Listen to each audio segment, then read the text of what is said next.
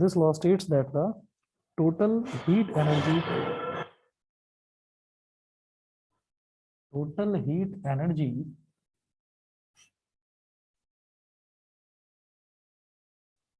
emitted by a perfect black body per second, emitted by a perfect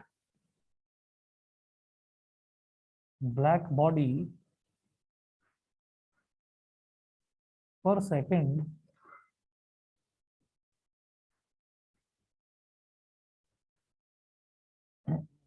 per unit area is directly proportional to the fourth power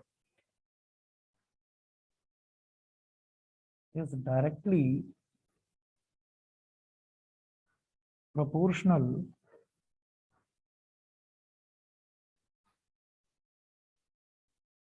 to the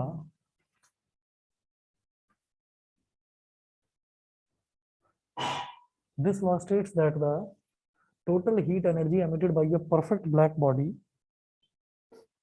per second per unit area is directly proportional to the fourth power of the absolute temperature of its surface. Fourth power of the absolute temperature of its surface. Absolute temperature of its surface. ठीक है, इसमें हम क्या कहेंगे? That is E is directly proportional to capital T की power 4.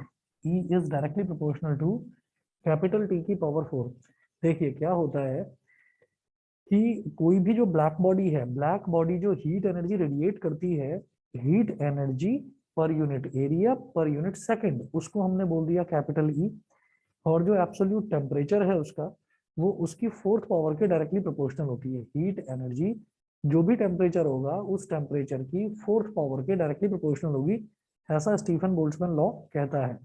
ठीक है, जब E is directly proportional to T की पावर 4 है, तो प्रोपोर्शनैलिटी साइन को हटाने के लिए हम क्या करते हैं, हम कोई कांस्टेंट इंक्लूड कर देते हैं उसमें। तो हम इसको क्या लिखेंगे कि E is equal to sigma into T की power 4।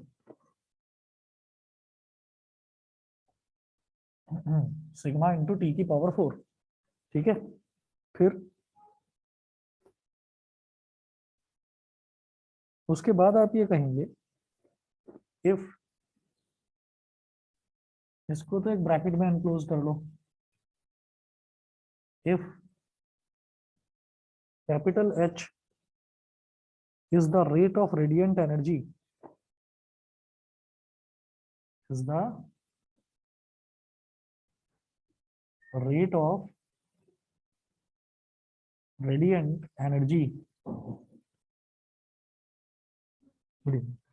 If capital H is the rate of radiant energy emitted by a black body, emitted by a black body of surface area, emitted by a black body of surface area capital A, then Stephen Boltzmann law,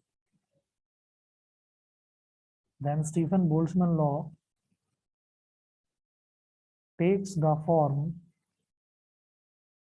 the Stephen Boltzmann law takes the form H is equal to, फिलहाल note करिए, मैं समझाता हूँ अभी एक एक step. H is equal to EA, H is equal to EA, और H is equal to E क्या है यहाँ पर, सिग्मा T की पावर 4 इंटू A, और H is equal to sigma into T की power 4 multiplied by capital A, where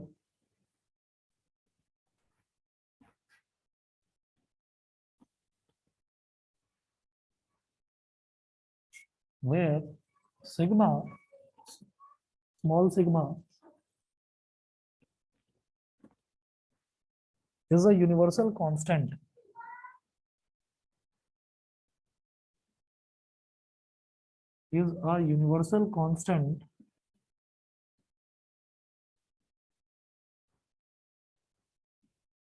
called Stephen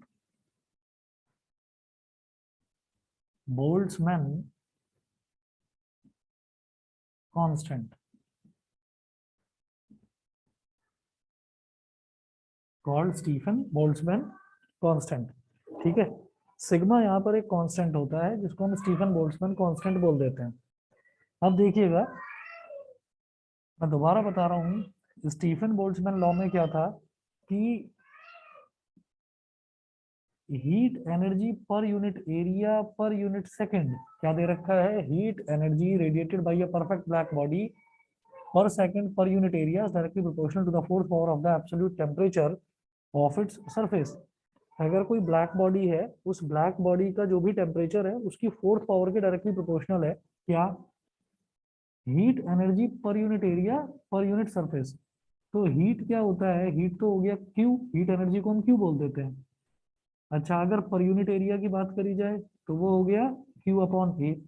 अगर पर सेकंड की बात करी जाए तो यानी कि डिनोमिनेटर में टी और आ गया, तो क्यू अपॉन ए इंटू टी। ठीक है, इस पूरे टर्म को इन्होंने कैपिटल ई बोल दिया। ये समझ में आया कि नहीं, पहले ये बताइए, ये क्या है, हीट पर यूनिट एरिया पर सेकंड, ये समझ में आ गया कि नहीं, पर unit area per unit time, यहाँ तक यस सब सर। clear है? हाँ। अच्छा, अगर ये चीज क्लियर है तो फिर इसके बाद आप देखिएगा कि अब इसमें इन्होंने क्या करा कि अब अगले ही स्टेप में इन्होंने क्या बोला, H is the rate of radiant energy emitted by a black body of surface area capital है। रेडिएंट एनर्जी क्या है, energy which is being radiated, जिसको रेडिएट करा जा रहा है वो वाली एनर्जी। ठीक है, तो लेकिन उन्होंने क्या बोला, रेट, रेट का मतलब क्या है, जब भी किसी चीज का रेट निकालते हैं, जैसे rate of change of displacement क्या है, velocity, rate of change of displacement, तो हमने डिस्प्लेसमेंट को टाइम से डिवाइड कर दिया। तो किसी भी चीज को अगर टाइम से डिवाइड कर देते हैं तो वो उसका रेट आ जाता है। इसी तरीके से आप ये देखिएगा कि हम यहाँ पर जो हीट एनर्जी है Q, इसको टाइम से डिवाइड कर दिया हमने, E is equal to Q upon T को तो अलग कर दिया और ए को अलग कर दिया। ये जो Q अपॉन टी है बेटा, इसी को इन्होंने बोला है H, H is the rate of radiant energy, तो इसको H बोला है।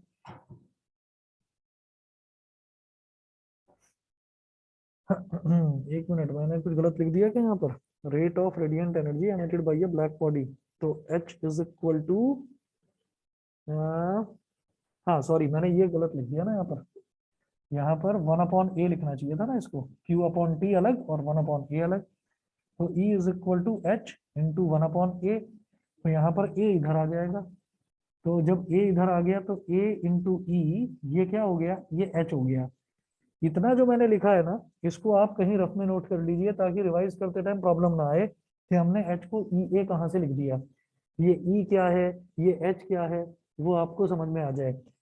Q है, लिख लीजिए यहाँ रफ में नोट कर लीजिएगा, Q है हीट एनर्जी, ये जब A डिनोमिनेटर में है तो इसको हम क्या बोल देंगे, पर यूनिट एरिया, और ये जो T डिनोमिनेटर में है इसको क्या बोल देंगे, पर सेकंड। ठीक है, और रेट ऑफ रेडिएंट एनर्जी यानी कि Q अपॉन टी, ये क्या हो गया, ये H हो गया, H is equal to Q upon T. बताइए सभी को क्लियर है, Shivansh, Swastik, Rudransh, Rakhi, yes sir. Yes sir. Abhinav, clear है। Yes sir. चलिए ठीक है, जब इतना हो गया, अब यहाँ पर कोई भी जो प्रोपोर्शनैलिटी कांस्टेंट होता है उसको हम कोई नाम दे देते हैं। तो यहाँ पर जो ये प्रोपोर्शनैलिटी कांस्टेंट है इसका नाम है स्टीफन बोल्ट्जमैन कांस्टेंट। ठीक है, ये करने के बाद में आप नोट करिएगा कि in SI units,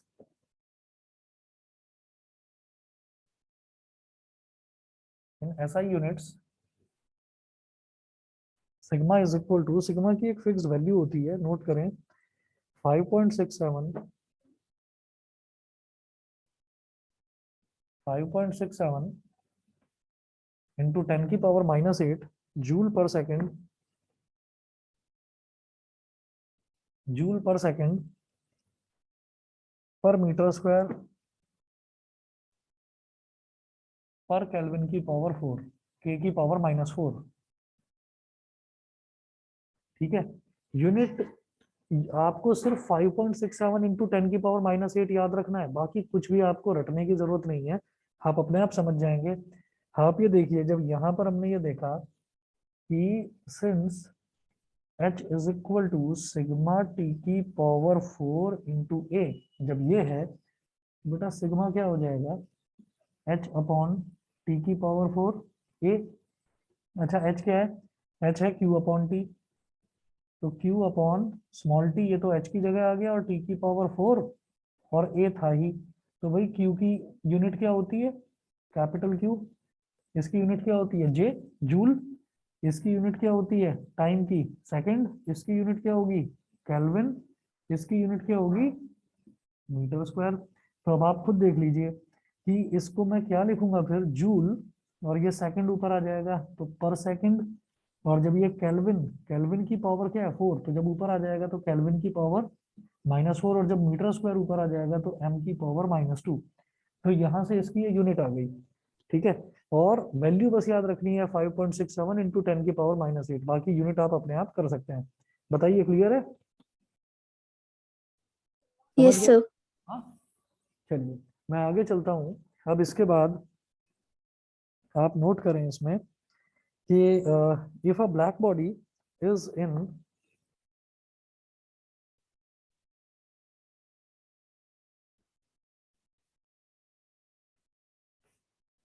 if a black body is in an enclosure, is in an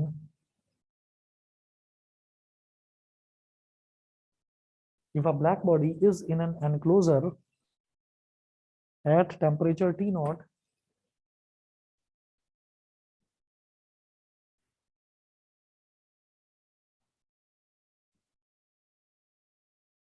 is in an enclosure at temperature T naught, comma, then the rate at which the black body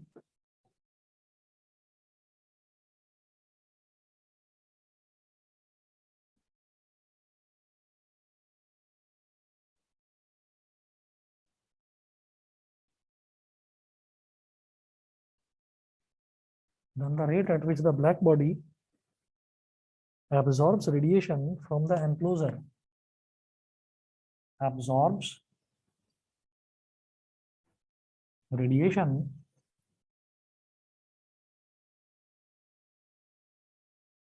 from the enclosure, enclosure is sigma T naught की power 4, sigma T naught की power 4 note करिए, पहले explain मैं करूंगा अभी। Sigma T naught की power 4, therefore the net loss of energy, next point में लिखें therefore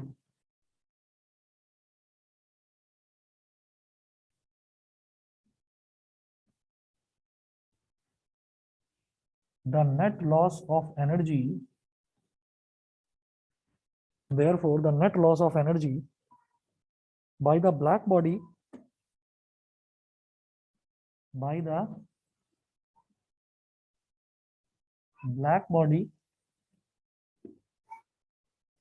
therefore the net loss of energy by the black body per unit time, per unit area, per unit time,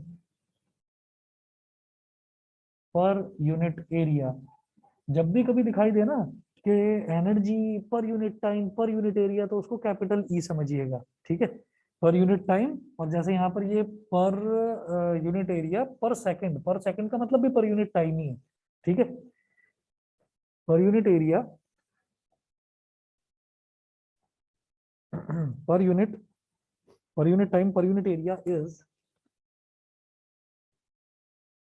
is ये मैं नीचे मिटाकर इधर लिख रहा हूँ।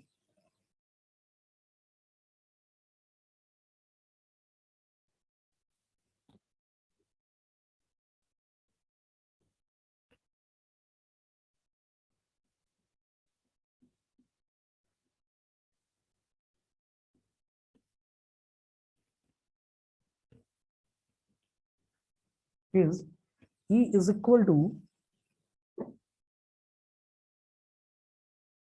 सिग्मा टी की power 4 minus sigma T not की पावर 4। मतलब E is equal to sigma, bracket में लिखिए, टी की पावर 4 माइनस टी नॉट की पावर 4, टी की पावर 4 माइनस टी नॉट की पावर 4।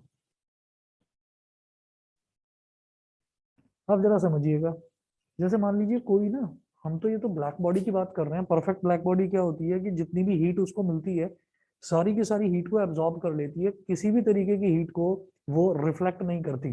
ठीक है, तो हम ये परफेक्ट ब्लैक बॉडी की बात कर रहे हैं। आप किसी और बॉडी की भी बात करिए, अगर मान लीजिए कोई चीज गर्म है, कोई चीज गर्म है, तो हम क्या करते हैं, हम चाहते हैं कि उसके चारों तरफ, अगर हम चाहते हैं कि वो गर्म बनी रहे, मतलब उसकी हीट कहीं बाहर लॉस ना हो उसका, तो हम किसी भी तरीके की एक जैकेट उसके चारों तरफ कवर कर देते हैं।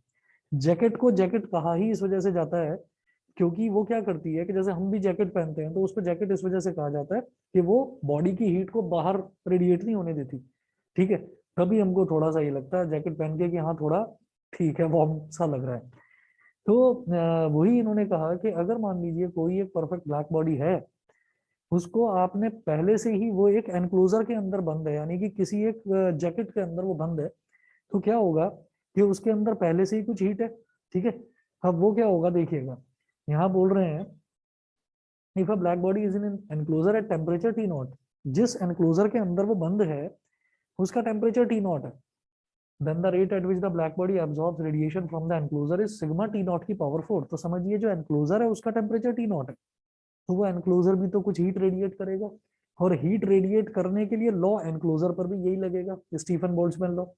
ठीक, तो जो एनक्लोजर हीट रेडिएट करेगा वो हो गई सिग्मा टी नॉट की पावर 4। ठीक, और जो ब्लैक बॉडी हीट रेडिएट करेगी वो होती है सिग्मा टी की पावर 4। ठीक है, तो एनक्लोजर ने जो रेडिएट करी वो थोड़ी कम हीट होगी, तो नेट जो हीट है, जो नेट हीट रेडिएट होगी वो क्या होगी, क्योंकि ब्लैक बॉडी जो है, ब्लैक बॉडी सबसे ज्यादा टेम्परेचर को होल्ड करके रख सकती है, तो नेट रेडिएशन क्या होगा, ब्लैक में से एनक्लोजर वाले का सब्ट्रैक्ट कर दिया। समझ जाइए, कुल मिला के अगर मान लीजिए मेरी बॉडी का टेम्परेचर जो है वो मान लीजिए 38 डिग्री सेल्सियस है या 38.5 डिग्री सेल्सियस है, और मैंने एक जैकेट पहन रखी है, उस जैकेट का टेम्परेचर जो है वो मान लीजिए 2 डिग्री सेल्सियस है, तो हम क्या बोलेंगे कि नेट टेम्परेचर अब हमारी बॉडी का कितना हो गया, 38.5 माइनस 2। समझ गए? बताइए, क्लियर है सभी को, क्लियर है ये बात या नहीं? Yes sir.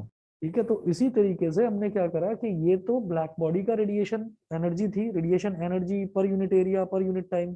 ठीक है, ये तो ब्लैक बॉडी की थी, और उसमें से एनक्लोजर वाली को हमने सब्ट्रैक्ट कर दिया।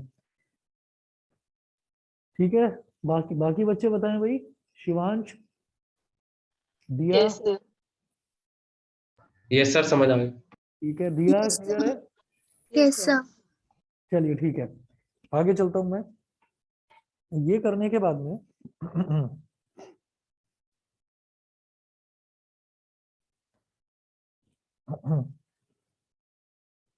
अब नोट करें, if the body is not a perfect black body, मतलब ये प्रैक्टिकल सिचुएशन की बात हो रही है, प्रैक्टिकली कोई भी परफेक्ट ब्लैक बॉडी नहीं होती, थोड़ा बहुत हीट रिफ्लेक्ट होती ही होती है, ऐसा है ही नहीं कि हीट रिफ्लेक्ट होगी ही नहीं, सारी की सारी एब्जॉर्ब कर लेगा अपने अंदर।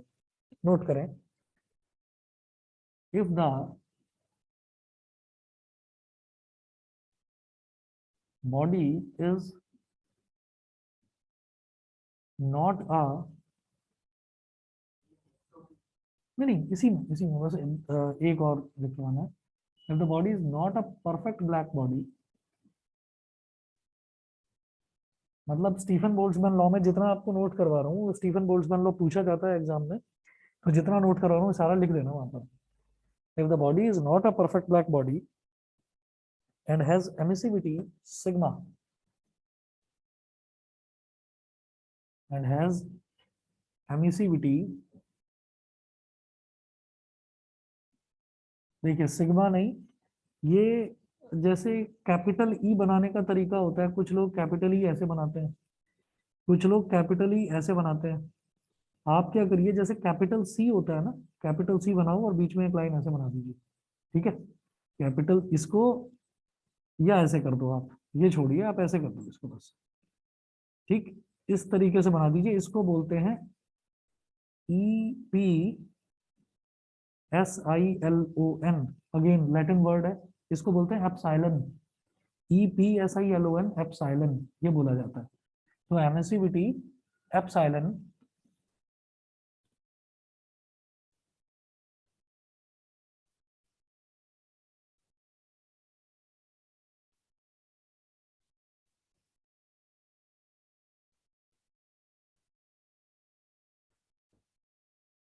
अब देखिएगा, and has emissivity epsilon, then the above relations gets modified as follows. Then the above relations gets modified as follows. देखिए हमने दो रिलेशन बताए थे, एक तो ये था इक्वेशन 1, और एक इसको बोल दीजिए बेटा इक्वेशन नंबर 2। ठीक है, देखो दोनों ही रिलेशन में क्या था, दोनों ही रिलेशन हमने परफेक्ट ब्लैक बॉडी के लिए बोले थे। पहला रिलेशन तो ये था कि जब परफेक्ट ब्लैक बॉडी ऐसी ही रखी हुई है, उसके चारों तरफ किसी तरीके का कोई एनक्लोजर नहीं है। दूसरा केस था कि जब उसके चारों तरफ एक एनक्लोजर था और उस एनक्लोजर का भी टेम्परेचर टी नॉट था। ठीक है, अब हम ये कहते हैं कि अगर बॉडी परफेक्ट ब्लैक बॉडी नहीं है, यानी कि थोड़ा बहुत वो हीट जो है, जो उसके ऊपर पड़ती है, उसको वो रिफ्लेक्ट करके एमिट कर रही है। ठीक है, हीट उसके ऊपर पड़ी, तो पड़ते ही उसने रिफ्लेक्ट करा उस हीट को और एमिट करने लगी सराउंडिंग्स में। ठीक है, तो अब आप ये सुनिएगा कि हीट को वापस से एमिट करने की जो कैपेसिटी होती है, सुनिए, हीट को वापस से एमिट करने की जो कैपेसिटी होती है उसी को एमिसिविटी बोल देते हैं। तो ये एमिसिविटी आप लोगों के लिए नया शब्द होगा, तो उसको एमिसिविटी बोल देते हैं। और इसको कहते हैं, इसका सिंबल होता है एप्सिलॉन। एमिसिविटी का सिंबल होता है एप्सिलॉन। ये हल्का सा एक मॉडिफिकेशन हो जाएगा इस फॉर्मूले में, क्या, E is equal to sigma T की पावर 4 तो रहेगा ही, इसमें बस एप्सिलॉन और मल्टीप्लाई हो जाएगा, एप्सिलॉन सिग्मा टी की power 4। This is my equation number 3, epsilon sigma T की पावर 4। और बिल्कुल ऐसा ही मॉडिफिकेशन इसमें भी हो जाएगा इक्वेशन नंबर 2 में, कि E is equal to epsilon sigma T की पावर 4 माइनस टी नॉट की पावर 4। इसको बोल दीजिए आप इक्वेशन नंबर 4। ठीक है बेटा, समझ गए सभी बच्चे, ऑनलाइन वाले बताएं। Yes sir. ठीक है, चलिए जी, इसके बाद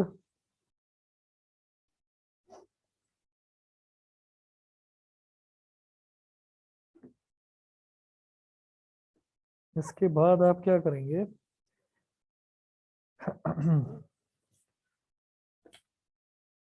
नेक्स्ट टॉपिक लिखेंगे वियंस displacement law. Wien's displacement law,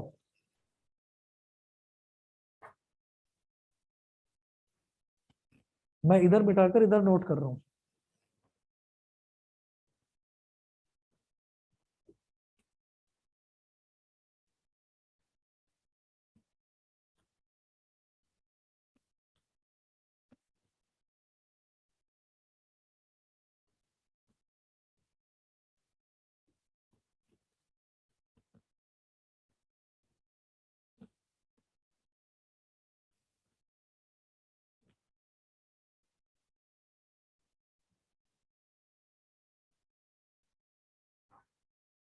WIEN apostrophe S, वियंस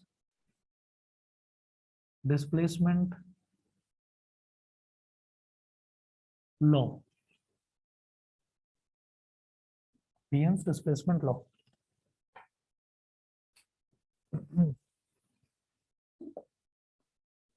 अच्छा अच्छा सभी बच्चे बस 1 मिनट वेट करें। और हाँ, मैं एक बार फिर से रिकॉल करा देता हूँ, मैं ना आपको परसों मैसेज करना भूल गया था, फ्राइडे को यानी कि परसों आप लोगों का टेस्ट है, ठीक है? उसके लिए प्रिपेयर रहिएगा, आपका फ्राइडे को टेस्ट है फिजिक्स का, वही आपका मैकेनिकल प्रॉपर्टीज ऑफ सॉलिड्स और लिक्विड्स का दोबारा टेस्ट ले रहा हूँ, ठीक? बस आप 2 मिनट वेट करिए, मैं अभी आ रहा हूँ।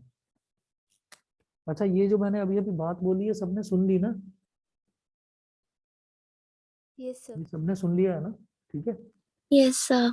हाँ, और अगर मैं भूल जाऊं तो ग्रुप पर मैसेज डाल देना, आप में से कोई भी बच्चा दिमाग से उतर गया था तो, ठीक है? बस 2 मिनट वेट करिए, आ रहा हूँ।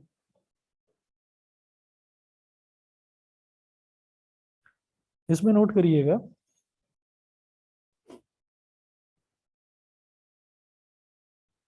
पहले लिखेंगे द टोटल एनर्जी रेडिएटेड, पहले दो पॉइंट्स इसमें लिखाऊंगा, the total energy radiated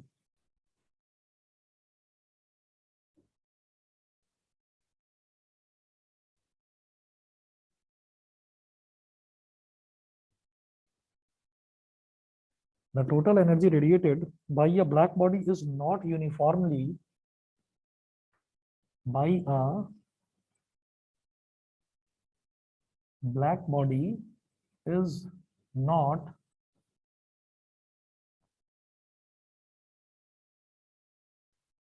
the total energy radiated, the total energy radiated by a black body is not uniformly distributed over all the wavelengths, is not uniformly distributed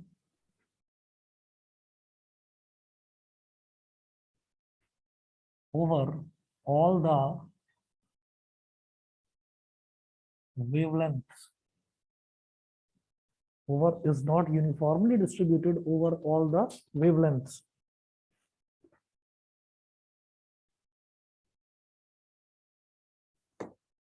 But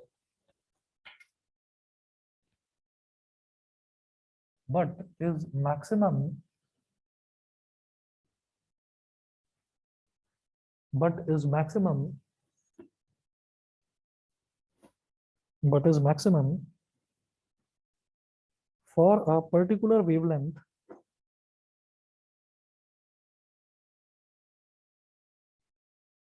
but is maximum for a particular wavelength lambda m, full stop। एक point और लिखेंगे, the value of lambda m decreases with the increase of temperature, the value of lambda m decreases with the increase in temperature, decreases with the increase in temperature। क्या होता है कि जो total energy radiate होती है ना, वो total energy पूरी की पूरी बॉडी से जो रेडिएट हो रही है, वो टोटल एनर्जी आप ये मत समझिएगा कि वो यूनिफॉर्मली डिस्ट्रीब्यूटेड होती है। जैसे कहाँ पर वेवलेंथ की बात अगर हम कर रहे हैं, तो वेवलेंथ किसकी होगी? वेव की ही तो वेवलेंथ होगी। वो वेव्स कौन सी हैं? जो भी ब्लैक बॉडी है, ब्लैक बॉडी को जो सराउंड करती है ना वेव्स, वो जितनी भी वेव्स हैं, जो एटमॉस्फेयर में जो वेव्स मौजूद हैं, वो जितनी भी वेव्स हैं, वो सारी की सारी वेव्स को यूनिफॉर्मली बराबर बराबर वो एनर्जी डिस्ट्रीब्यूट नहीं होती कि हर वेव के पास वो बराबर बराबर चली जाए। वो एनर्जी मैक्सिमम जाती है पर्टिकुलर कुछ वेवलेंथ के लिए, उस वेवलेंथ के पास जिसके पास एनर्जी मैक्सिमम ट्रांसमिट होती है। फॉर एग्जांपल, आप समझिएगा कि एक ब्लैक बॉडी है, मैंने कहा कि ये ब्लैक बॉडी है और ये ब्लैक बॉडी एनर्जी रेडिएट कर रही है। अब इसके चारों तरफ जो है अलग अलग तरीके की वेव्स हैं।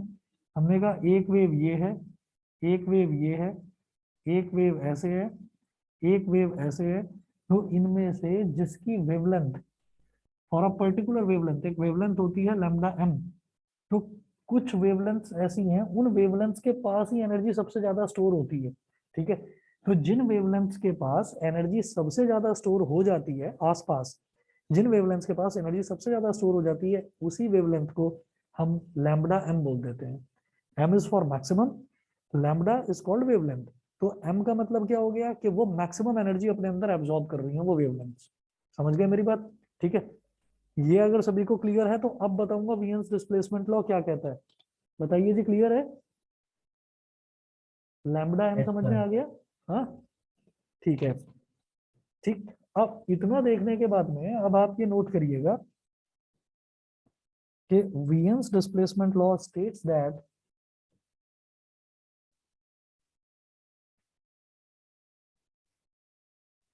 वीएन्स displacement law, Wien's displacement law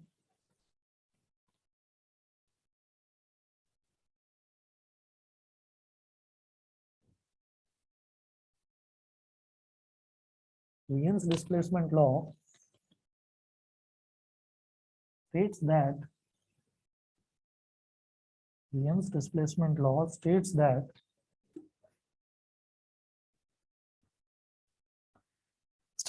the wavelength lambda m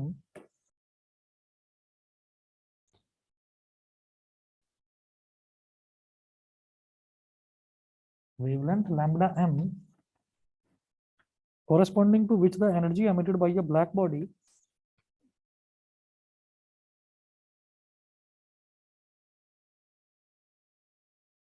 corresponding to which the energy emitted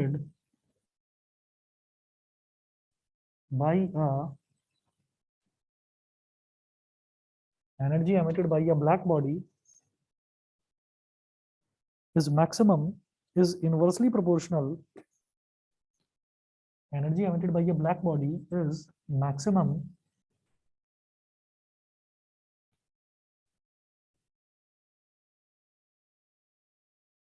is inversely proportional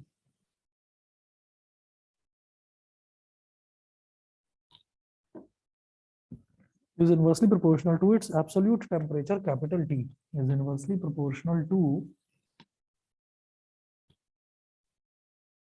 its absolute temperature capital T, is inversely proportional to its absolute temperature capital T.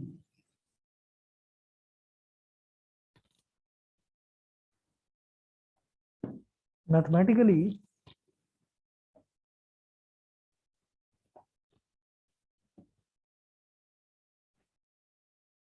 So do we have to draw that box kind of diagram? दोबारा बताओ। इसकी जरूरत नहीं है, इसकी जरूरत नहीं है। Okay, sir. हाँ,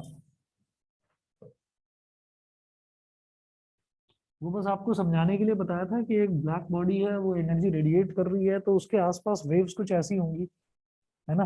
तो वो जो भी वेव सबसे ज्यादा एनर्जी अपने अंदर एब्जॉर्ब कर लेगी, उसकी वेवलेंथ को हमने लैम्बडा एम बोल दिया। ठीक है, चलिए। Proportional to its absolute temperature capital T. इसके बाद हम ये कहेंगे mathematically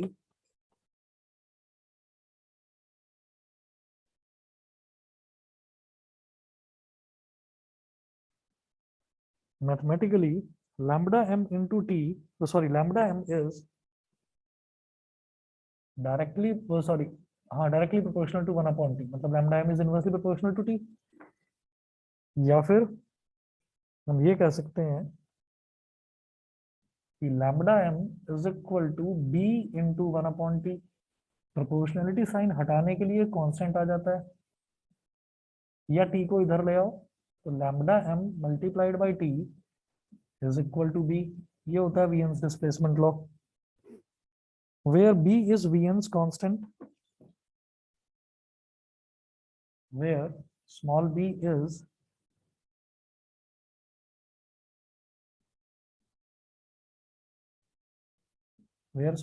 Wien's constant, small b is Wien's constant, its value is 2.9,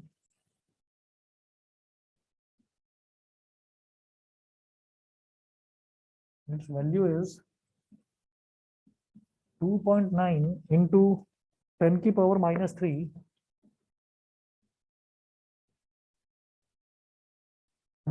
mk। Small m into के का मतलब क्या है, मिली केल्विन।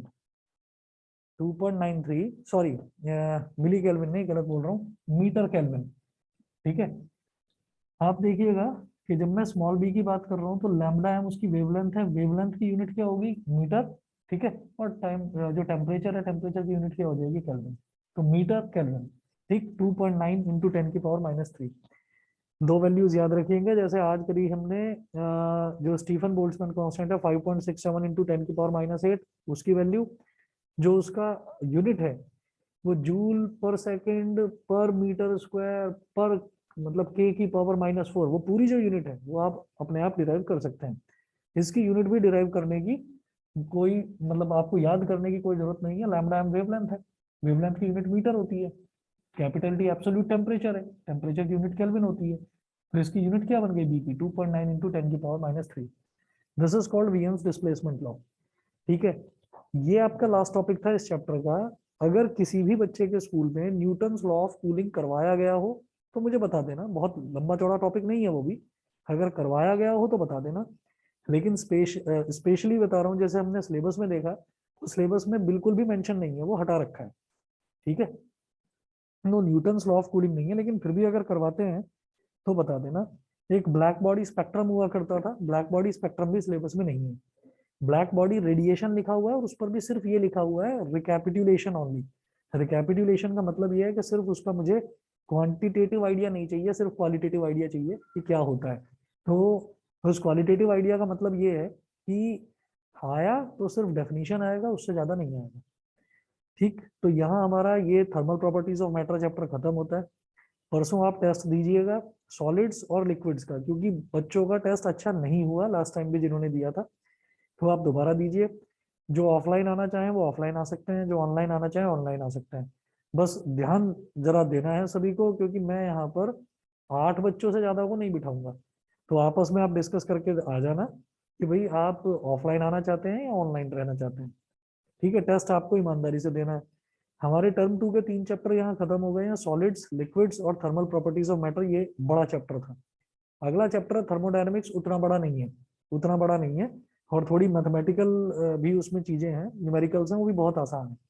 ठीक है, तो मैं नेक्स्ट क्लास से वो स्टार्ट करवा रहा हूँ।